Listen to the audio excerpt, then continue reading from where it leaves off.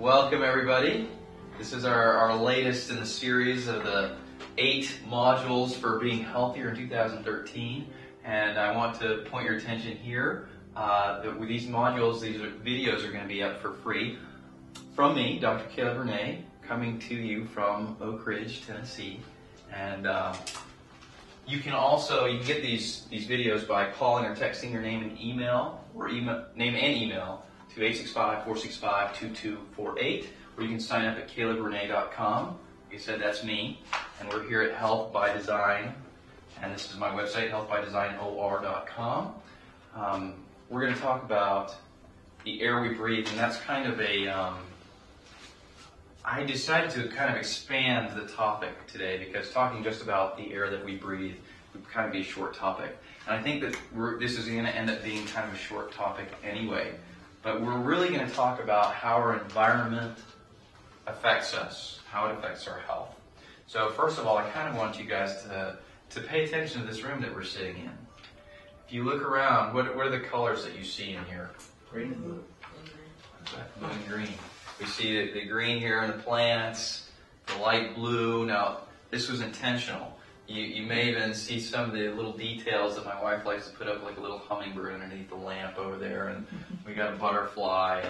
And the point is, these colors have an effect on our mind. And this area is made for patients to be able to sit back, rest, and heal, essentially.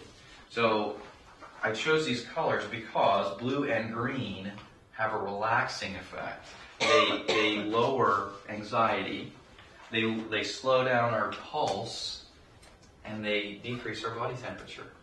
And that's because these colors are colors that we often see in nature. And nature just kind of has an effect on us as we visualize it. So I'm going to talk about different scenarios. These are all related to studies that have been done. I'm not going to directly cite the study. I'm just going to tell you what the results were. When we look at natural vistas, we actually, like we talked about, we have this relaxing sort of a state. We lower anxiety, we slow pulse, and we lower body temperature. All those things can help us to heal or have kind of a healthy homeostasis. The beach. The beach, that's right. A lot of people like that beach scene. Sometimes people like mountains. Sometimes people even like the desert, which has really bright blue skies, hardly any clouds, not much green, maybe cactuses. Subtle colors. So let's talk about work environment.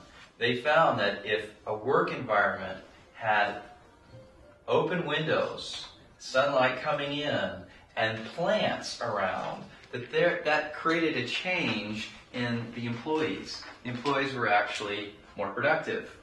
They were happier at work. They actually had less health problems because they had a heightened sense of well-being.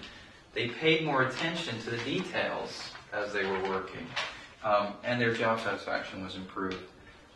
So Now, you said open windows, plants, and what else? yeah, well, sunlight coming in, so natural light coming in from outside, and the plants in the office as well. So these are things that studies were done on, but these are simple things that can also be done in your own workspace, potentially, hopefully. Hopefully you have that option to have natural sunlight when you're at work, because all those benefits can come to you. Now, when they did similar studies with bright light coming into a classroom or taking a classroom outside to have a class, they would notice that all of a sudden the kids' productivity would increase. They were actually paying attention. Symptoms of attention deficit would actually decrease. They were actually proud of their accomplishments, and they took ownership of those accomplishments, so they're more likely to participate in class. They increased their enthusiasm, and their stress was reduced. So you can see that this natural light, natural environment is good for kids too, and good for learning, all right? In a hospital scenario, they did studies of people who went into the hospital and had a window where they could actually look outside, and it was more than just being able to look outside and see sunlight. They would actually be able to see something alive, like a tree, for example. If they see trees from their window, then they were going to heal faster. They would have less time that they would be in the hospital. They had better mood. They were more satisfied, less stressed. They would complain less about the nurses. They had fewer need or less need for their pain medications. Yes? Have you heard of the full spectrum light bulbs? It's like artificial. It's supposed to be as close to natural sunlight as possible. And you have an opinion on that, or? Well, there's cheap full spectrum that you can get at Lowe's or Home Depot or whatever, and I think that there's probably more benefit to those than, let's say, fluorescent lights. Okay. There are actual lights that are used for light therapy for people who don't get enough sunlight in the winter, for example, people who are depressed because, and we're going to talk about that a little bit, how light, natural sunlight can affect our mood and our health. But the artificial lights that create that full spectrum can help do similar things. I'm going to tell you it's not as good as getting in the sun, but it can be very helpful, and they use it therapeutically. So they're kind of expensive, but yeah, it's a great therapy. We'll mention that a little bit in just a minute. We're going to talk about now a natural setting where people actually live. So apartments, for example, where people are living pretty close together, let's say like in an inner city. If there is green, if there's foliage, and I guess you can't really control how much light gets in there. I guess it depends on the weather. But with the green foliage around there, it's tended to bring people together. People would actually talk to their neighbors. They felt safer. Well, I'm sorry? That's where I live. I chose it because the outside was beautiful. So you chose your home because... the building was beautiful, but the apartment they kept the grounds pretty and trees. Right. Bushes. Yes, if the grounds are kept clean and you actually have vegetation there, then it adds this, you have this sense of safety, and the studies show there's less crime, and the crime that does happen is not as violent. Let's see, what else did we miss? People are less aggressive. They cope better. They're able to, when they move to that area, they're able to get adjusted to that environment easier. We talked about the relationships between the neighbors being better. Guess what? The best part of all this was that the people actually live longer. Imagine that. Having greenery around you where you live actually helps you live longer. So, hey, that's something to shoot for if you're looking for a place to live. Or if you've got a place to live and you notice there's not that much green around, you might consider adding some green to that landscape. All right, so let's talk about sunlight and sunlight's effect. Now, sunlight does a whole lot of stuff for us. And I was going to talk about this almost on its own on the next lecture, but we're going to bring that into this lecture, and we'll talk about it a little bit next lecture as well. Sunlight will increase your serotonin. Do you remember the serotonin from our talk about the gut and how most of that, like 95% of that's made in our gut? Well, serotonin is that happy hormone. It's that hormone that gives us a sense of well-being. Well, getting sunlight helps us produce serotonin. Well, it also has an effect on melatonin. And melatonin is a hormone that we make almost exclusively at night when it's dark. What's that?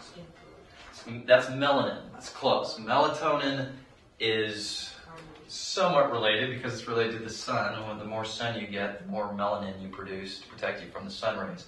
We'll talk more about that in a second. So melatonin is made almost exclusively at night, and we talked about, maybe we haven't talked about this yet, so we'll be talking about this next week, but you make that right after sundown, before midnight, which makes those hours for sleep the most important hours for sleep. Okay? So you'll make that, but you will release melatonin throughout the day. Okay? So even though you make it almost exclusively at night, you do release it through the day, and we'll keep going into next week's lecture. All right, so melatonin, very important. It helps us sleep well, feel like we've rested well.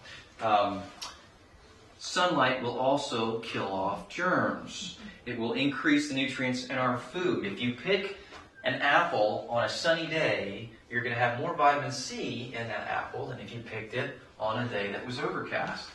So that doesn't sound right. It is. It is. The sunlight, when the plant is actually ripening, will add more nutrients to that plant. Yeah, but over one day. That sunny day. Wow. Yeah. Isn't that great? Huh. So you never know what day your apple was picked or whatever your produce was picked, but it's coming from a sunny place, like Florida, for example, and you get those oranges from Florida. They're supposed to have a lot of vitamin C, and they do. Question? What about all these things you hear about the sun being harmful to us with X-rays and radiation?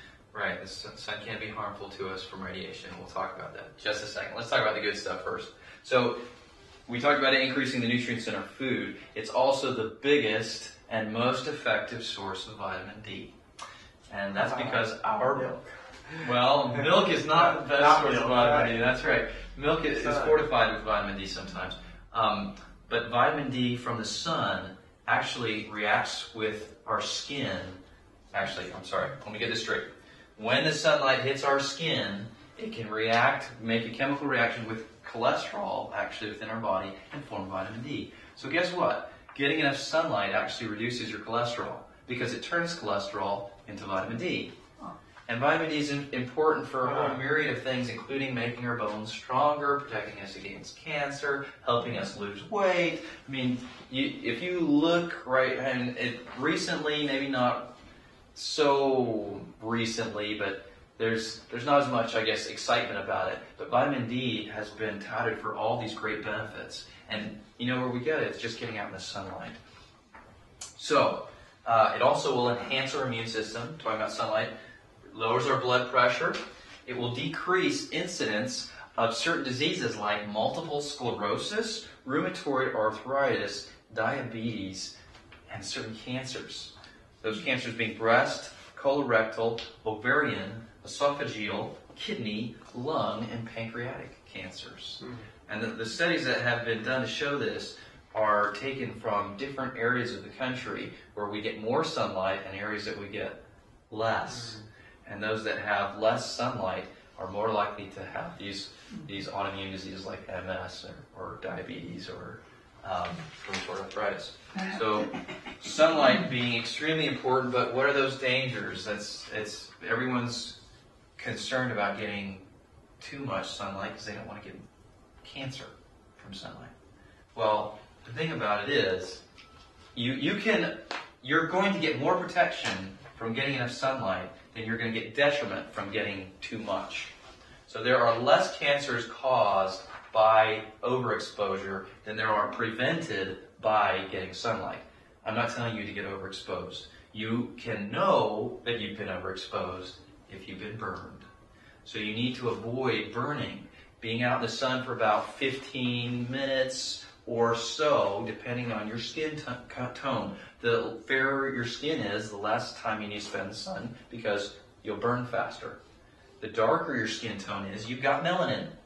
That's the pigment. So the darker your skin tone is, you're going to need to spend more time in the sun to make that vitamin D that you need. So as the sun is out more time, and we're going into the summer and it gets hotter, you can increase your time as your tan improves. That's what the tan is for, to protect us from the sun rays that are damaging. But, like I said, we need that vitamin D, and we need to get over things like depression and anxiety and these things that are helped by getting out in the sunshine. All right, so Why are some people sun sensitive, like me? why are you sensitive to the sun? Well, you're fair skinned, for one. So you're going to have less pigment to protect you from the sun. So that Such means... as freckle and all that. Right. You know? Well, people genetically, freckling, and that depends on who your ancestors were and why that'll happen. But it's not a bad thing. Freckling isn't a bad thing. It's just the way that you tan, in other words. So All I can say is you need the sun. Don't avoid it because you don't want to freckle. I know there are people who avoid the sun because they think that it'll keep their skin looking younger and longer. And there is some truth to that because you don't want to overexpose to sunlight. But actually getting enough sunlight will keep you younger longer because it keeps you healthier. So, did that answer your question? I got in one of those. We had a demonstration of cosmetics. Mm-hmm. And you get in this thing, you look in there on your face, and she shows you if you have any sun damage on it, it's so bad.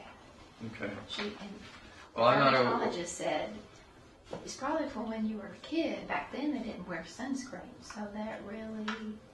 Maybe. Do you remember burning as you were a child? You say you're sensitive to the We sun. spent a lot of time in the summer in the pool, Mm-hmm. you know. Right, and that's there So is a my balance face there. is sun damage to the max. You know that even some of the sunblocks have chemicals within the sunblock itself that are cancer producing. So you want to avoid having to use that. If you want to protect yourself from the sun, maybe wear a wide brim hat and long sleeves if you have to be out for a long period of time, and that'll protect you. Anyway. So don't wear sunscreen? I'm not going to tell you completely I not don't to wear wear sunscreen, sunscreen. but I would say I have sunscreen worn can Yeah, but you be don't have dangerous. I'm So, 74. all right, so moving on. Let's talk about fresh air. Question, yes. What about people who break out from the sun? Okay, so they're sensitive to the sun again. So maybe there's something that, Like my arms break out in like eczema type. Maybe that was something you're eating. there's probably some other factor going on. It may be that the heat, maybe, or the releasing of, for example, when you get hot, your body will sweat to release heat, to cool you down. Well, your skin is an organ of elimination, kind of like your kidneys. So if you start putting a lot of, what happens is the blood goes to the skin so that the heat can be released as it gets close to the skin. All right, close to the outside, actually. So you'll sweat, and the sweat will, because I'm saying a lot of things, the blood flow, the sweat, all of that is going to eliminate toxins from your body, kind of like urinating. So maybe your skin gets sensitive to the sweat as it's eliminating toxins from the skin. And that's a possibility. Maybe it's something that you've consumed that's making you sensitive. There are certain medications that can create breakouts if you get out in the sun. So there's a whole bunch of possibilities. I'm not sure to take more investigation. So, do you have a question? I have a quick follow-up question. So if you're out in the sun in 15, 20 minutes, if you want to get adequate exposure, providing you don't have issues, should you wear a short sleeve shirt and a shorts so that more of your body is exposed, or is it just a matter of you being out there regardless of the clothing you have? Well, the more skin you have exposed, the less time you need to be out in the sun to make the appropriate amount of vitamin D. I see. But if you just have your hands and your face exposed, you're still going to be making vitamin D. You may not make as much as you would if you had more skin exposed before you have to be careful about burning. Does that make sense? Yes. Okay. All right. And I love the questions because everybody who's listening to this video gets so much more information than I prepared for by the questions that everyone asks. That's so wonderful. Okay. So we're going to move on to fresh air. Fresh air, not all air is the same. Fresh air, when we talk about that, what we're thinking about is negative ions in the air. Okay? So that is actually good for us. I know it's negative, but it's good for us. There's the opposite, which is positive ions in the air, and that can be damaging. So negative ions in the air. So what does this fresh air do for us? Once again, it's going to improve our sense of well-being. You notice nature kind of has that effect on us. So it's also going to decrease our anxiety. It's going to lower our body temperature. It's going to decrease the severity of stomach ulcers. It's going to improve your brain function and your lung function. You're going to learn better. It's going to lower your resting heart rate, decrease the survival of bacteria and viruses in the air. Now, some of these things that we mentioned, they kind of make sense. If you're getting fresh air, you're getting a good amount of oxygen, you're going to think better. All right? Oxygen actually kills off bacteria. So if you think about from the perspective of the stomach ulcers, usually that's because of a bacteria that's living in your stomach. So if you're getting enough oxygen, then your body can actually kill off that bacteria. Now, that's a major part of why fresh air is so important for us. What's important too, when we're talking about indoor air, which we're going to talk about the difference between indoor and outdoor air. The indoor air should be between, when we're talking about humidity, between a range of 40 and 60% humidity. That just happens to be the range where you're going to get the most benefit. There's certain things that don't do well with, certain things that are bad for us that are great, they do great in a drier environment.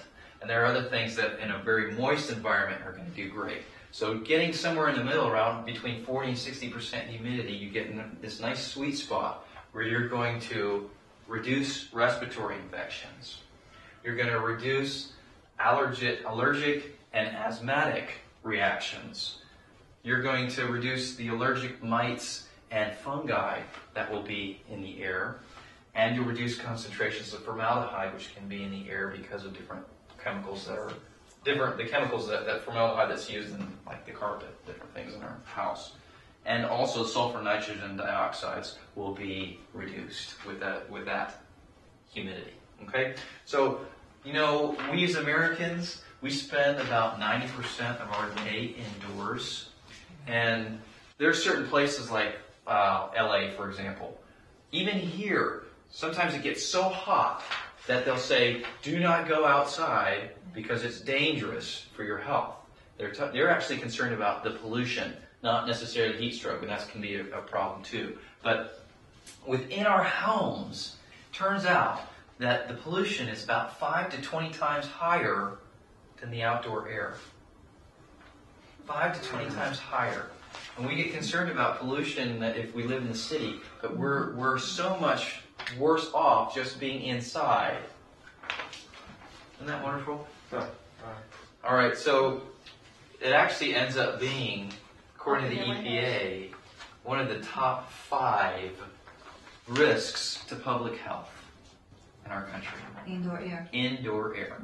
Isn't that something? So what can we do? I opened my window and I forgot, you know, and then I got robbed. I left it Oh open. yeah. Oh no. Oh yeah. I guess you gotta be let's careful. get some fresh air in here. It's good to get some fresh air. You just don't want to let any of the burglars in with that air. All right. So, why is that the case? Why do we have more pollution on the inside than the outside? Well, we have things inside our homes like bleach and ammonia, the household cleaners. We may have some pesticides inside of our home.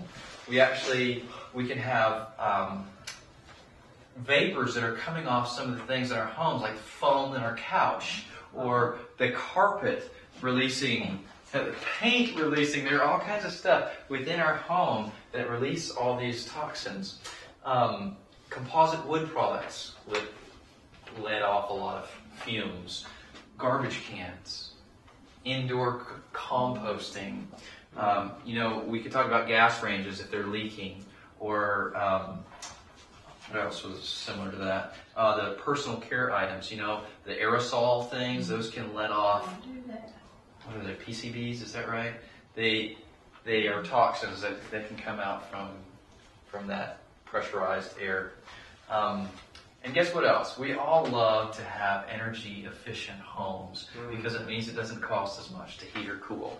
Well, it also does not allow the exchange of air in and out. So guess what? All the bad stuff gets stuck. Yeah. And we just breathe it over and over as the air conditioner circulates it. Right? Mm. So NASA has done some great research. And, I'm not sure why exactly they did this research. I think maybe they're thinking we're going to live on other planets, and they got to think how we're going to get our oxygen. So they have studied plants and plants' effect on our internal environment.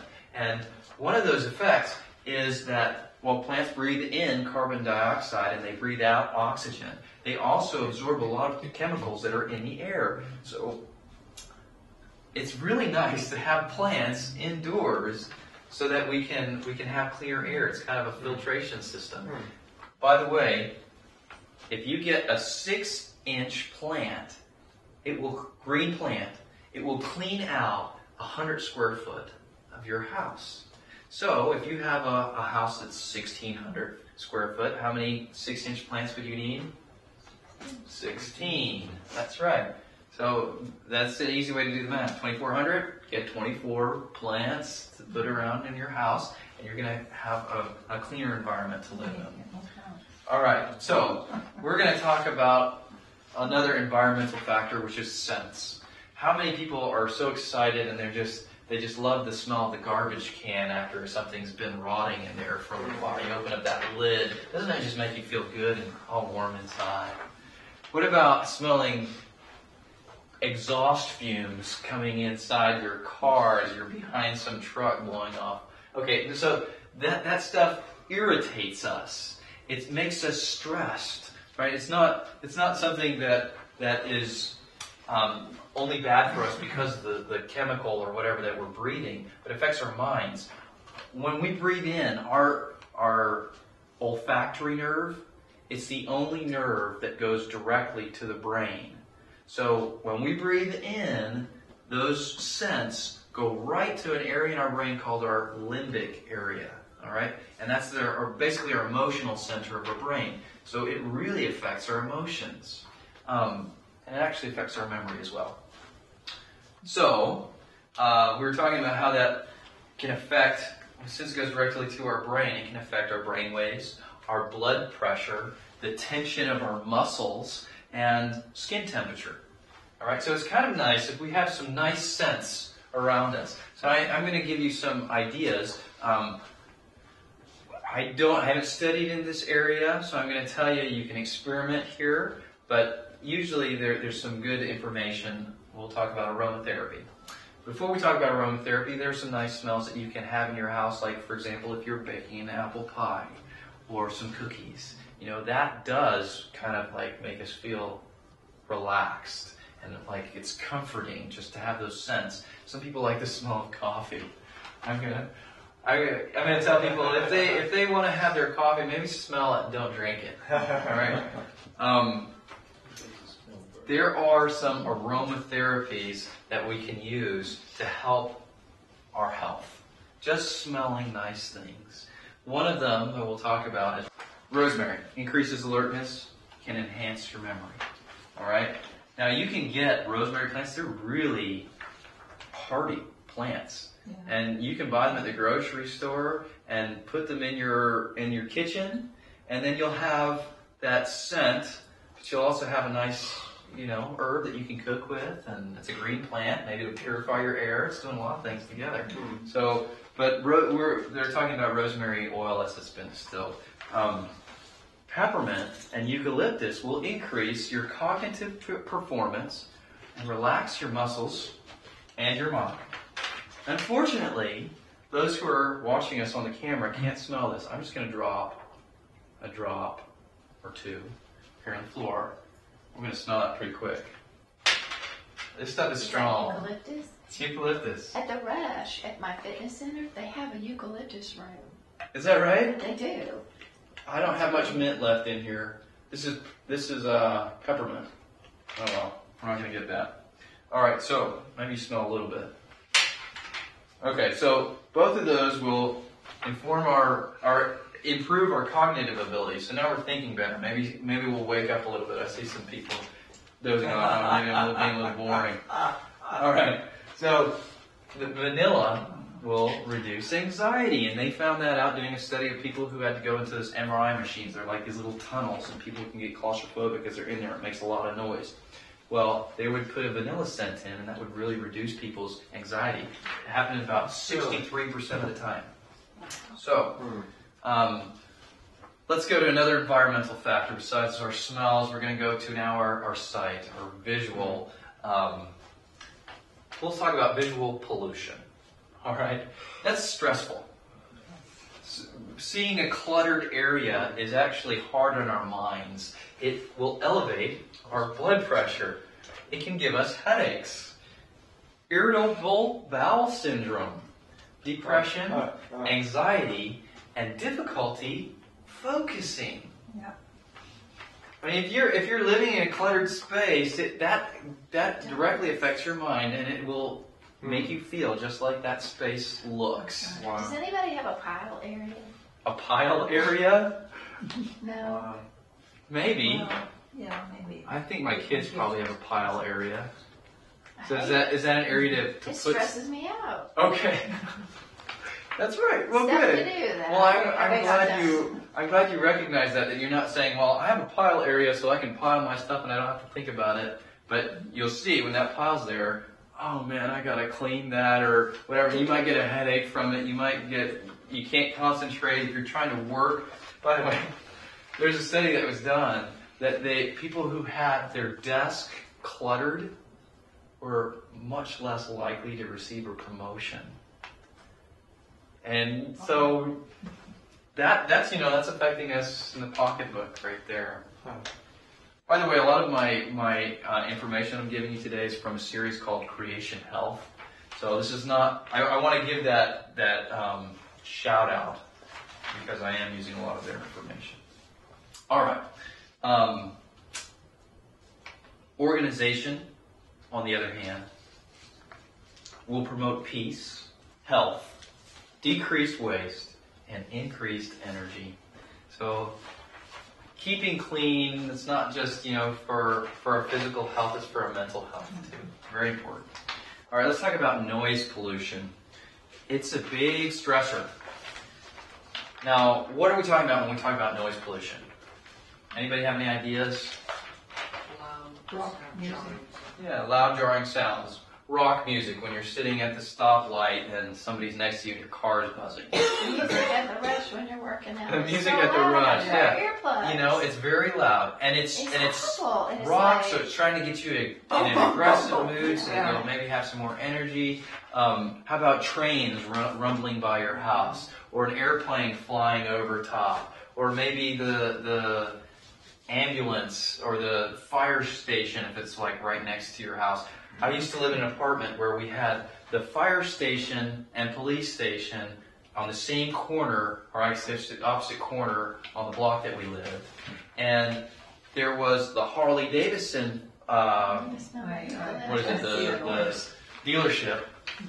And those guys would have their late night, the whole crowd of them would come through. And so we'd have sirens going off, we had the motorcycles going by, and they were the loudest. They would rumble the whole building.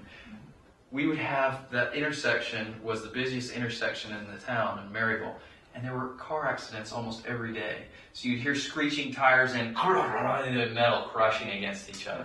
All right, that's noise pollution. That's stressful on us. But you know why it's stressful? Because we can't control it. We don't know what's going to happen. We can't say stop. People in the rush, some of them are listening to that music and they're happy about it. And they're glad it's there and they feel like it's getting them. They call it pumped. Yeah, it gets them pumped up. Right. Well, you, for example, I have to wear earplugs. you don't like it. I hate And it. because of that your inability to control it, it stresses you out. And the studies show it's not how loud necessarily the noise is. It's more a question of whether or not it can be controlled. Sometimes you really want to hear something very loudly. I don't necessarily recommend that because it can lead to hearing loss. So that's one of the problems with noise pollution is, yes, it increases our stress and anxiety. It also can create hearing loss. Guess what? It increases our blood pressure. Is that a surprise?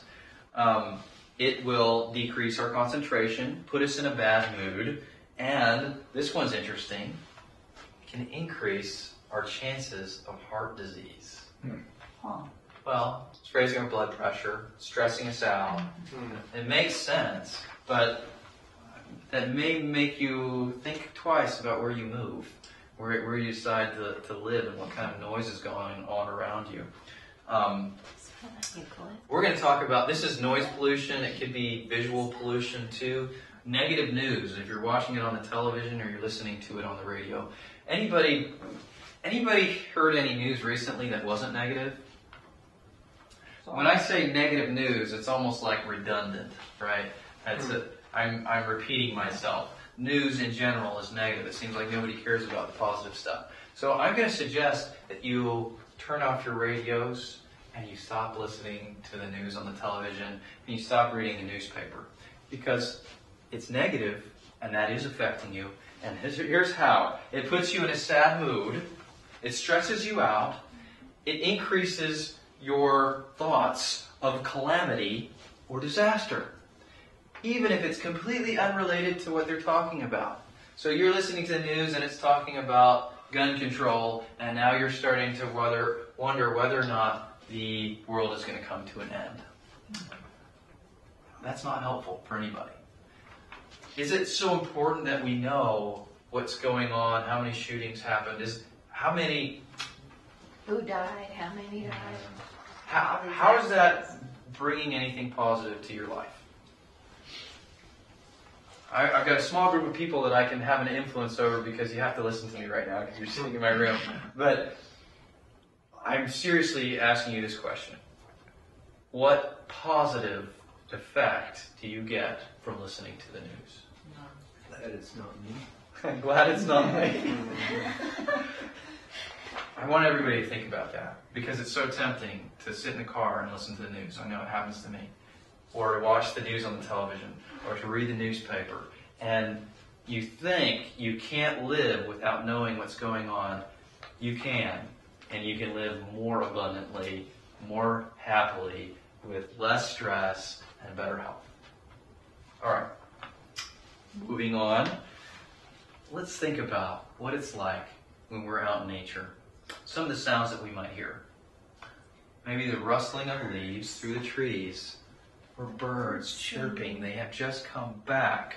It's warming up, and I hear them in the morning now. It's so wonderful. What are some other sounds that you like to hear in nature?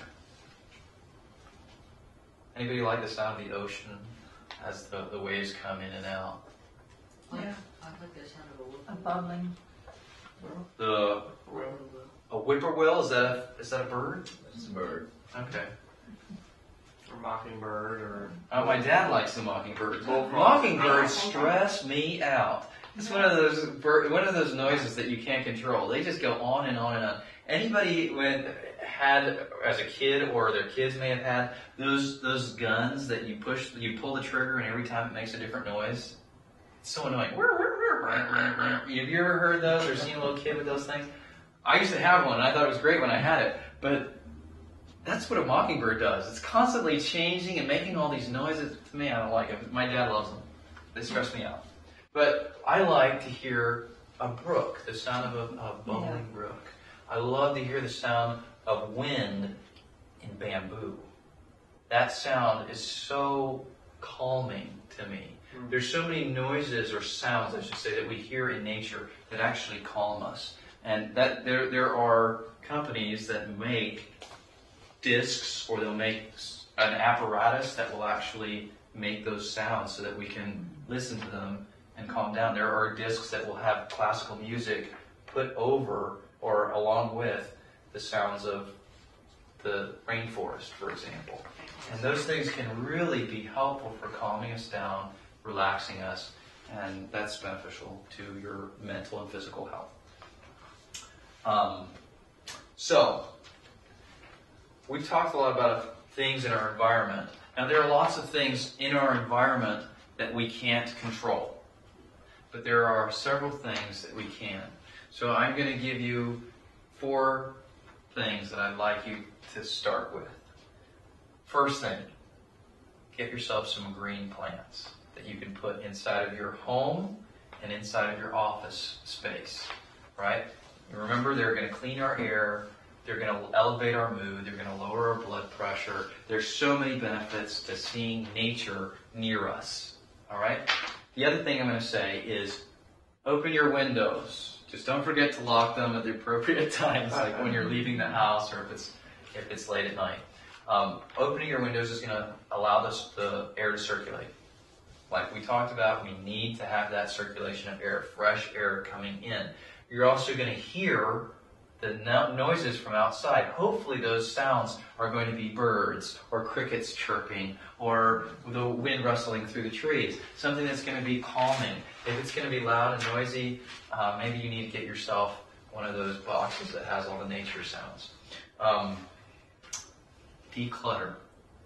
Now that may mean that you're going to just clean and organize. It may mean getting rid of stuff you never use and it's just taking up space. It's funny, we get our place that we live, our spot, our house, whatever it is, and suddenly there's not enough space for storage. There's never enough space for storage. We just keep accumulating and accumulating. And that, it's kind of, I mean, it's overwhelming and it's stressful to us whether we realize it or not. And if you unclutter, it clears your mind.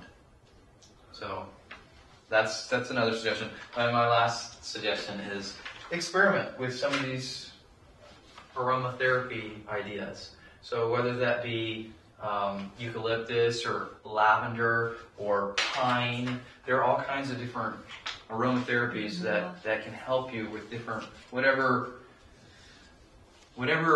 situation you might need. So whether to elevate your mood or calm you down or help you concentrate, experiment.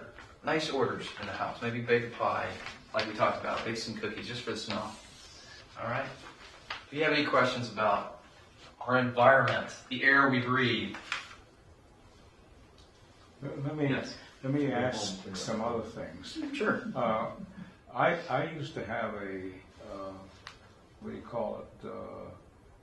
Electronic air cleaner. I'm glad you asked that question. How about that? And what happens? The longer I let it go before cleaning it, I get more and more of these sparks or clicks or something like that. Now, is that ozone that's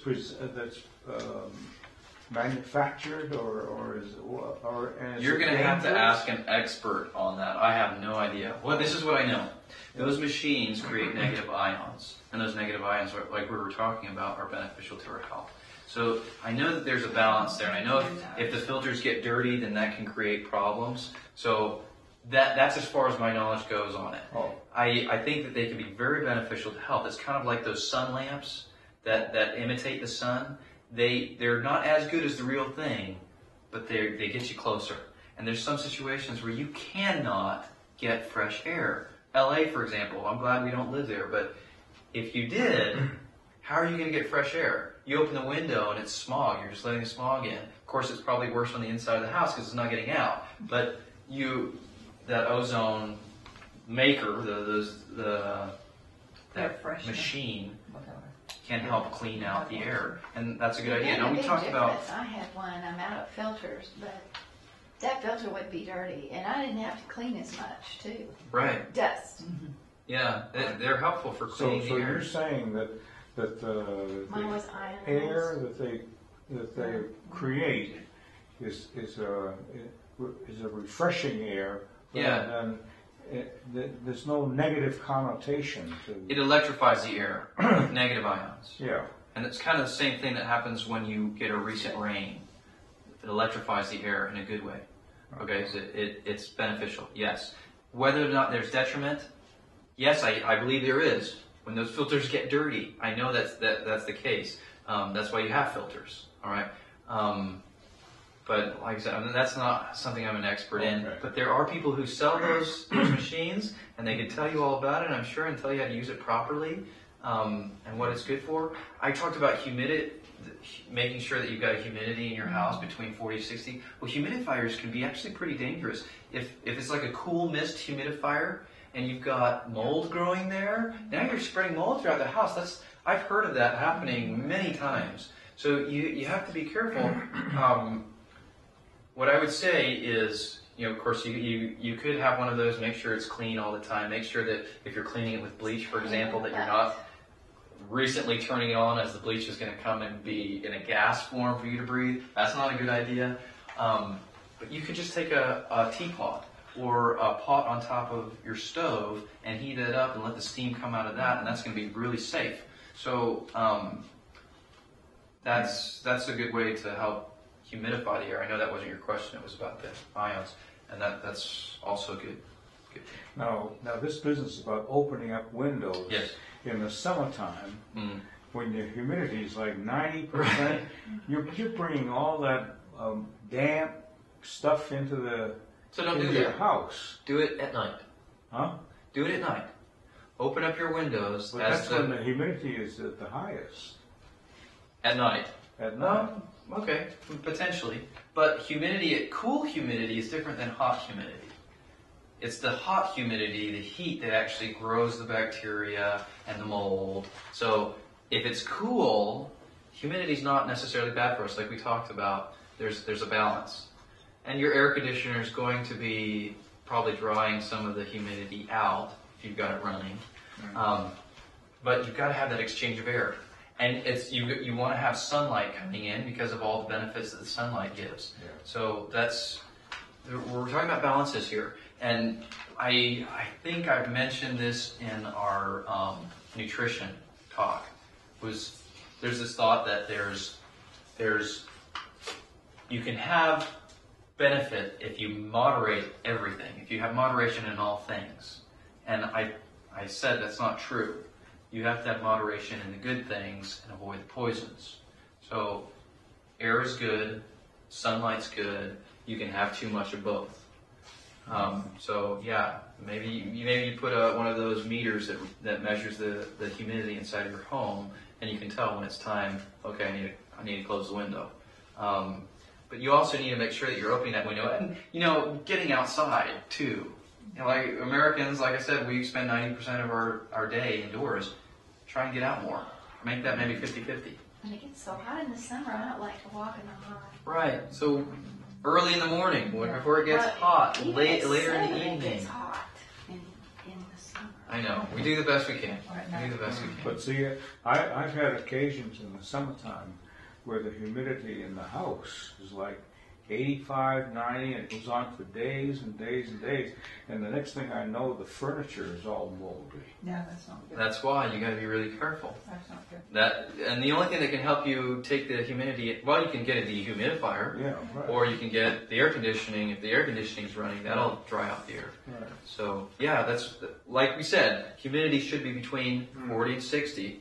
It's a good idea Do to you run have the AC? to be measuring that. Do you run the AC? Oh yeah, I've run the AC. Yeah, Any other questions? but I've got trees all around. You see, and You were talking about the air purifiers. We've tried both. We've tried the air filters where you change the filters out and do all these allergies and stuff, and then we tried the ionizers.